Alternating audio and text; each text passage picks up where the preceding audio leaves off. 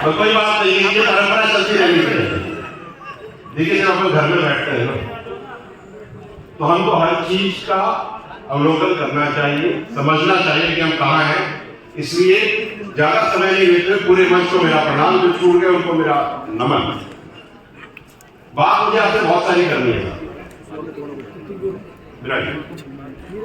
बातें मुझे आपके साथ बहुत सारी करनी, लेकिन मैं बहुत संक्षिप्त में, बहुत छोटी छोटी में बहुत महत्वपूर्ण बातें आपसे करना चाहूंगा। पहली बात, आज जो कार्यक्रम हो रहा है ये मील का पत्थर साबित होगा समाज के लिए, पूरे राजस्थान के लिए। ये मील का पत्थर है।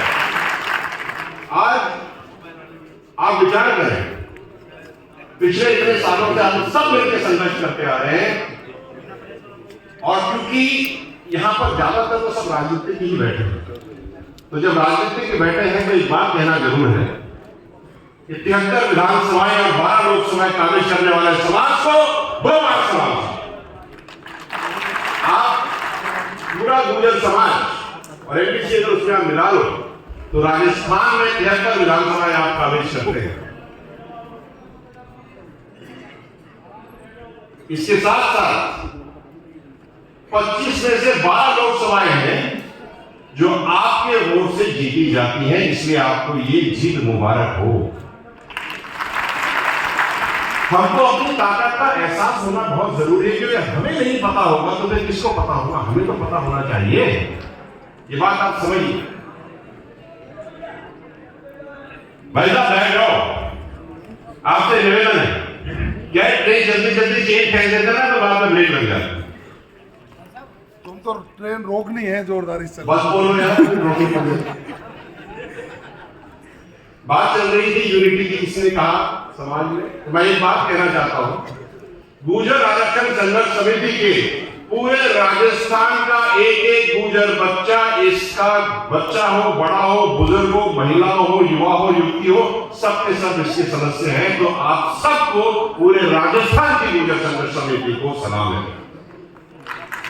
एक भी व्यक्ति ये ना सोचे कि गुर्जर आरक्षण संघर्ष समिति का वो मेंबर नहीं है। कर्नल साहब के विचार ये थे कि हर एक गुर्जर अपने समाज के लिए संघर्ष करे, और उस संघर्ष को रूप देने के लिए कुछ चुनिंदा लोग देखे जाते हैं जो इस कार्य को आगे लेके जाते हैं, तो वो तो वह ही है, लेकिन आप सब इसके पदाधिकारी हो, तो आपको इस रिस्पॉन्सिबिलिटी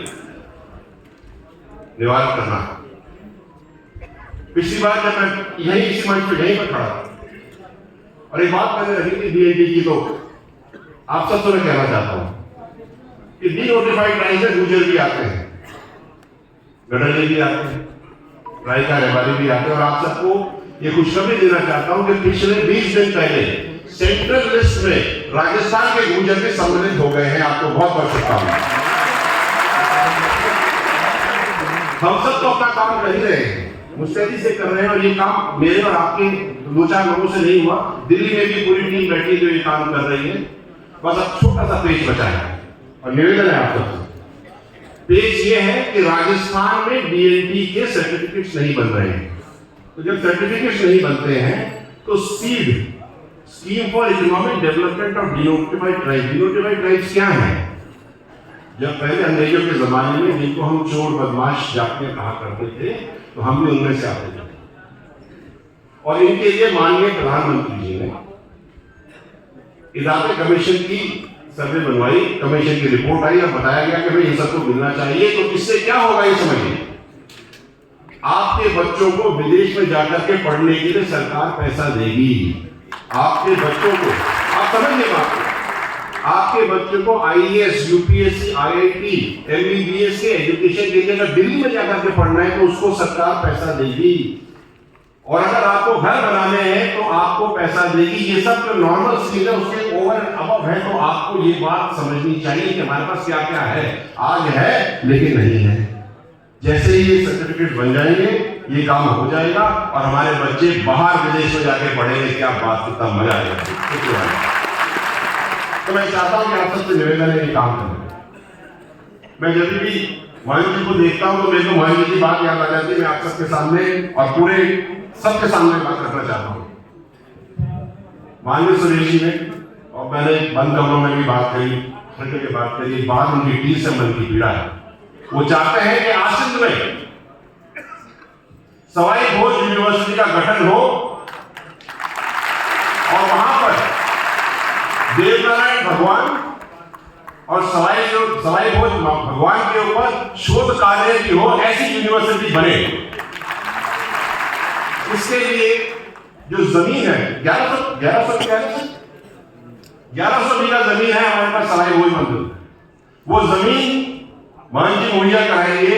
सरकार से केवल निवेदन है, यूनिवर्सिटी बनवा दीजिए, हाथ जोड़ के निवेदन, हमारे बच्चे पढ़ जाएंगे।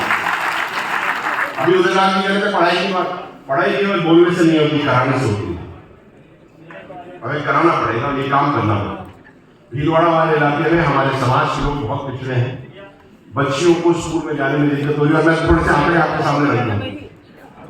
आंकड़े ऐसे हैं कि जो बच्चियां, अगर 100 बच्चियां पहली क्लास में एडमिशन लेती है गाँव ढाणी में, तो जब तक 8वीं में आती है ना, तो 100 में से केवल 70 बचती हैं, और 8वीं से जब 12वीं तक पहुंचती है तो 70 में से 30 बचती हैं। ये चली कहाँ जाती है? इसमें हमें मंथन करना है, क्योंकि अगर ये बच्चे नहीं पढ़ी तब जाएंगे, समझ में। पिछली बार मैंने कहा, तो मैं फिर से कह रहा हूँ, आज हम सब बैठ करके मिलकर विचार करें कि हमें आने वाले 20 साल में करना क्या है, हमारे बच्चों को कहाँ लेके जाना है। कि आज जो बच्चा जन्म रहा है, 20 साल बाद वो जमीन में से बाहर निकलेगा, और जब वो दुनिया में पैर रखेगा तो उसको समाज कैसा मिलेगा, समाज का पूरा तरीका कैसा मिलेगा, वो कहाँ जाकर के रुकेगा, आज हमें तय करना है। ये बात तो मेरी आपसे निवेदन है, कभी भी समय मिले अपन बैठ के इस पर चिंतन करें, आगे की तैयारी करें। बात मैंने एक बार और करी थी, हमारे पास सब कुछ है, हम इंटेलेक्चुअल कैपेबिलिटी बिल्ड नहीं कर रहे। मैं फिर से बात करूंगा, इंटेलेक्चुअल कैपेबिलिटी का मतलब क्या है?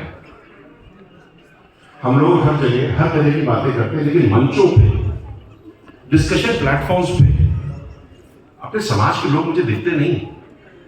विचार करने वाली बात है, जब तक आप विचार कर, जहां पर विचार तैयार होते हैं, जहां पर पोजिशनिंग होती है, अगर वहां पर हम अपने समाज को ही पोजीशन नहीं कर पाएंगे तो फिर दूसरा क्यों करेगा आपको पोजीशन? और वो खुद पोजीशन नहीं होता, हमको करना पड़ेगा। फिर वही बात आ जाती है लॉबिंग की। हम सब पॉलिटिशियंस हैं, हमारे पास लॉबिंग करने वाला कौन है? अगर हम लॉबिंग का मतलब आप समझते हैं, मैं छोटी सी बात समझा देता हूं। अगर उदयलाल जी को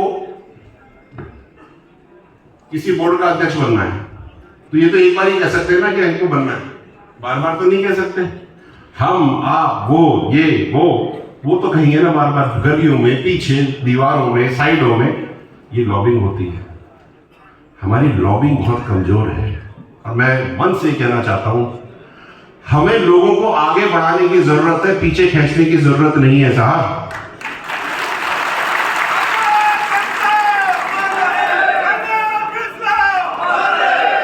एक आदमी बढ़ेगा, अपने साथ 10 लेके जाएगा, तुम एक को खींचोगे ना, 100 गिरेंगे।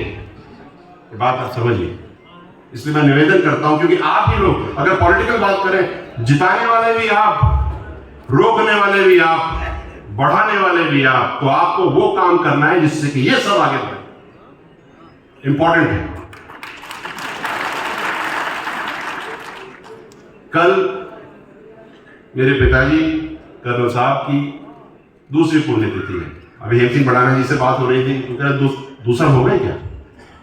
हमें तो लगता ही नहीं। सही बात है। कर्नल साहब के विचार, कर्नल साहब हमारे अंदर ऐसे बसे रचे हैं कि हमें पता ही नहीं लगता कि 700 दिन हो गए साहब गए हुए। और आप लोगों ने और हम लोगों ने मिलकर के जिस तरह से कर्नल साहब के विचारों, उनकी सोच को, अच्छी शिक्षा, अच्छा स्वास्थ्य, पढ़ी लिखी माँ और कर्ज मुक्त समाज जो विचार रखा है, और जिसको हम दिनों दिन पन्नों तक आगे बढ़ाते जा रहे हैं, इसी की वजह से तो आपको पता ही नहीं चलता कि 2 साल हो गए। मैं आपसे केवल इतना निवेदन करता हूं कि कल के दिन में, वैसे तो हम रोज करते ही हैं, लेकिन कल के दिन में शाम को अपने अपने घरों में 5 दिए जलाएं। शाम को एक अच्छी शिक्षा का, एक अच्छे स्वास्थ्य का, एक पढ़ी लिखी माँ का, एक कर्ज मुक्त समाज का, और एक कर्नल साहब के नाम का। मेरी मन की इच्छा है कि ये होली मिलन कल दिवाली के रूप में मनाया जाए।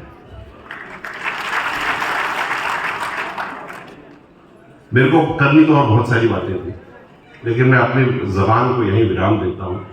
और आप सबको जो मंच पे बैठे हैं राजनीतिज्ञ और जो सामाजिक लोग बैठे हैं, आपसे इतना ही निवेदन है कि समाज का जब भी कोई व्यक्ति आपके सामने आए, अपनी वेदना पीड़ा लेके आए, तो पहली फुर्सत में उसकी पीड़ा और उसकी वेदना को खत्म कर देना, हम सब खुश हो जाए। मैं आपको ये वचन देता हूं कि मरते दम तक ये जो कर्नल साहब ने और समाज ने ये जो पगड़ी मुझे बांधी है, इसका सम्मान मैं रखूंगा, मर जाऊंगा लेकिन ठुकरे से कम नहीं होने दूंगा। बहुत बहुत धन्यवाद। नमस्कार।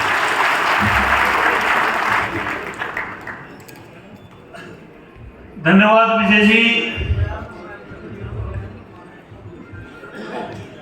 हमारे बीच में राजस्थान सरकार के उप मुख्यमंत्री आदरणीय प्रेमजी भाई साहब हमारे बीच में आए हैं। माननीय उप मुख्यमंत्री जी के स्वागत के लिए मैं हमारे पूर्व मंत्री आदरणीय हेम सिंह जी भडाना साहब,